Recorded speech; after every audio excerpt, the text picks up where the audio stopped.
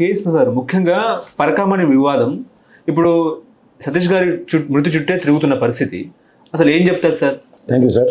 ఓ జర్నలిస్ట్గా ప్రశ్న అడిగినందుకు. ఆయన మరణం చుట్టూ తిరుగుతుంది అన్నది గొప్ప ప్రశ్న ఇప్పుడున్న దీంట్లో. ఓ ప్రీకన్సీవ్ నోషన్తో మర్డర్ని, ఒక ఆత్మహత్యని ఎవడు పడితే మాట్లాడుతున్నాడు మాట్లాడకుండా మీరు ఆ విధంగా ప్రశ్నించేందుకు చాలా థ్యాంక్స్. ఒక కాన్స్పిరసీని దాంట్లో ఎంత క్లియర్గా ఎస్టాబ్లిష్ చేయొచ్చు అంటే, బికాజ్ మీరు కూడా లా చదువుకున్నారు, రెండోది మీరు జర్నలిస్ట్ కూడా. మనకు తెలిసినంత వరకు అతను తెల్లారు అతన్ని రాయలసీమ ఎక్స్ప్రెస్లో వెళ్తున్నప్పుడు అతని డెడ్ బాడీని ఐడెంటిఫై చేసింది ఎవరంటే ఒక గ్యాంగ్ మ్యాన్. ఆ లైన్ చెక్ చేస్తూ కనిపెట్టాడు అతను. అది గుంతకల్లు గుత్తి పోలీస్ స్టేషన్లో, అంటే గుత్తి రైల్వే స్టేషన్కి ఇన్ఫార్మ్ చేస్తే గుత్తి రైల్వే స్టేషన్ దాన్ని మీరు జాగ్రత్తగా గమనించండి. రైల్వేలో ట్రాక్ మీద ఏదైనా మరణం, అది సంబంధిత రైల్వే స్టేషన్ అధికారులు ఫస్ట్ ఫిర్యాదు ఎఫ్ఐఆర్ ఉంటుందా ఉండదా? ఉంటుంది. ఈ కేసులో లేదు. రెండోది వాళ్ళ బ్రదర్ని తీసుకొచ్చి ఆయనతో ఎఫ్ఐఆర్ ఇప్పించారు. అప్పటిదాకా దానికి ఎఫ్ఐఆర్ దిక్కులేదు.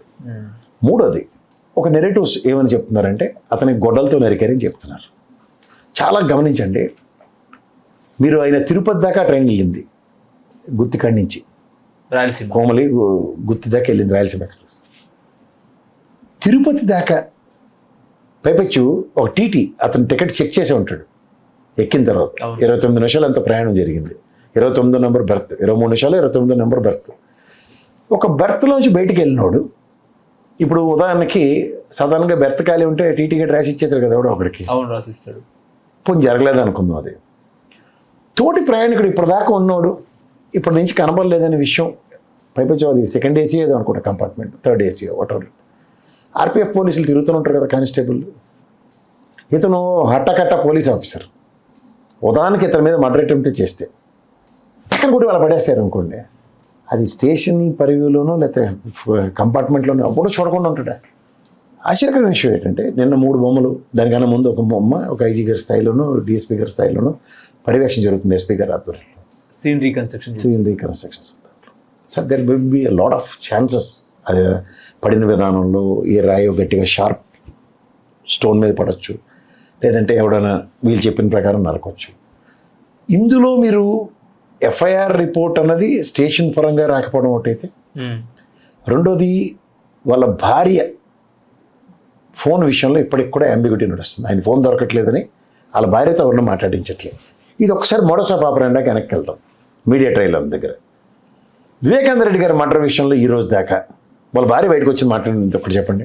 ఏదో ఒక లేఖ రిలీజ్ చేసినట్టు వివేకానంద రెడ్డి గారి విషయంలో వాళ్ళ అమ్మాయి, ఇక్కడ వీళ్ళ తమ్ముడు. భార్యలు మాత్రం బయటకు వచ్చి మాట్లాడట్లేదు. సాధారణచారానికి అసలు విషయాలు చెప్పుకుంటారు. వివేకానంద రెడ్డి గారిది ఎక్సెప్షన్ అనుకోండి, 13 సంవత్సరాలు బట్టి they are not living together, whatever the name it is. కానీ వీళ్ళు ఎస్టాబ్లిష్ చేస్తుంది జాగ్రత్తగా గమనించి. ఇందులో ఇంకో క్రిటికాలిటీ ఉంది. పోస్ట్ మార్టం రిపోర్ట్ దగ్గర పోలీస్ వ్యవస్థ ఎందుకు అంత ప్రొయాక్టివ్గా పనిచేస్తుంది అక్కడ గమనించారా మీరు? అతను స్కానర్లోనే అట్లా పెడుతుంది, పోలీస్ వ్యవస్థ ఉంది అక్కడ. Why? It is a confidential report కదా ఎఫ్ఐఆర్, పోస్ట్ మార్టం అంతా. సో ఇవన్నీ నాకు ఖచ్చితంగా ప్రాథమికమైన డౌట్స్ వస్తున్నాయి. ప్రాబిలిటీస్ ఆర్ వెరీ, ఎందుకంటే అతను తిక్కని తినిస్ దగ్గర మాట్లాడింది ఏంటంటే ఇమ్మెన్స్ ప్రెషర్ క్రియేట్ అవుతుంది.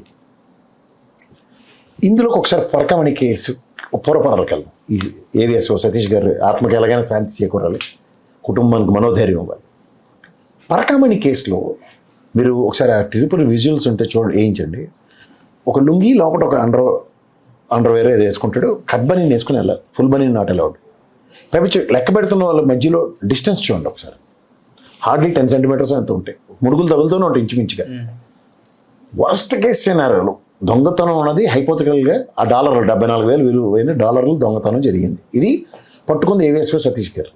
అది 2 టౌన్ పోలీస్ స్టేషన్లో ఎఫ్ఐఆర్ కట్టబడింది. 341 and 349, 359, 341 ఏదో స్టేషన్ బెయిల్. అది మీకు నాకు నేను లా చదువుకున్నవాడుగా, మీరు లా చదివిన వారుగా, దొంగతనంకి ఏదైనా యావజ్జీవ కారాగార శిక్షలు, ఉరి శిక్షలు ఉంటాయి, అట్లేం ఉండదు. రెండోది కన్ఫెషన్. ఇప్పుడు నేను దొంగతనం చేసిన ఒప్పుకున్నాడు అనుకోండి, పెనాల్టీ క్లాస్ ఉంటుంది. లేదంటే కోర్టులో అక్యుములేటెడ్ కేసెస్ నాన్ సెన్స్లో ఇతను అలాగో కన్విక్షన్ ఉంది కదండి, దొంగను ఒప్పుకున్నాడు కదా, మా అయితే శిక్ష ఇద్దాం, పెనాల్టీ క్లాసులు లోక్ అదాలత్లు తేల్చుకోండి. Lok Adalat can also decide కదా. పెనాల్టీ వేస్తే కూడా 2 నెలల జైల్లో, 3 నెలల జైల్లో, 6 నెలలు బహుశా 6 months అంతే, ఏజ్ కదా. Maximum 6 months. Station bailable case కింద దాన్ని చూస్తే ఓకే. ఇప్పుడు టీటీడీ ఆ రోజు మన చైర్మన్ కరుణాకర్ రెడ్డి, ఇప్పుడు కాన్స్పిరసీ ఇతను పక్క తిప్పారు అనుకుందాం. దీనికి ఒకసారి మనం అనుకుందాం ఏం చెప్పింది సెటిల్మెంట్ అన్నట్టు.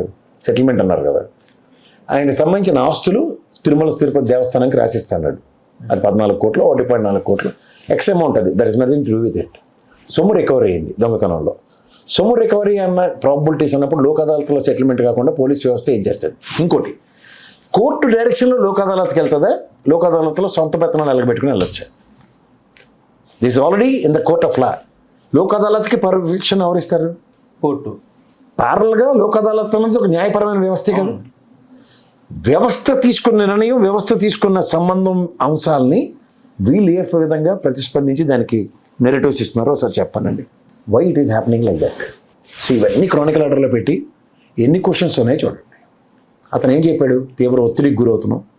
సతీష్ గారు వాళ్ళ ఫ్రెండ్స్తో చెప్పింది, కొలీగ్స్తో, నాకు తప్పేలా లేదు, notable situations, it may led to suspension or removal of my services అన్న దీంట్లో ఆ థ్రెటనింగ్స్ ఉన్నాయి.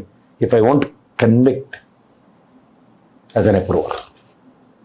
అంటే వ్యవస్థలో ఒక పోలీస్ తన చిత్తశుద్ధిని చాటుకొని నిక్కచ్చిగా డ్యూటీ చేయడం తప్ప చేసింది అదే కదా సార్. డ్యూటీలో అతను పట్టుకున్నాడు, దాని ముందు రోజు ఎవరైనా పట్టుకున్నాడు, అయితే అదే ముందు రోజు ఈయన పట్టుకుని 3 రోజులు పట్టుకున్న తర్వాత ఈ డబ్బులు ట్రాన్సాక్షన్ ఏమైనా ఎస్టాబ్లిష్ అయింది. మనం తిరుమల వెళ్తాం, ఎన్ని బోర్డులు ఉంటాయి సార్? దొంగలు ఉన్నారు జాగ్రత్త. మనిషికి యొక్క చంచల భావంలో దొంగతనం, పనికిమాలిన పనులు చేస్తాం. ఇది సర్వసాధారణమా కదా? ఈ సర్వసాధారణమైన చర్యను కూడా ప్రతి చర్య కింద మీరు మాట్లాడుతుంటే ఏం చెప్పాలి? అందరూ తిరుమలకు వచ్చిన భక్తులు లేదా తిరుపతి నుంచి పైకి వచ్చి దొంగతనాలు చేసిన వాళ్ళందరూ అన్న స్టేట్మెంట్ ఇవ్వడం ఇస్తే ఎలా అంత పర్ఫెక్ట్గా ఉంటుంది?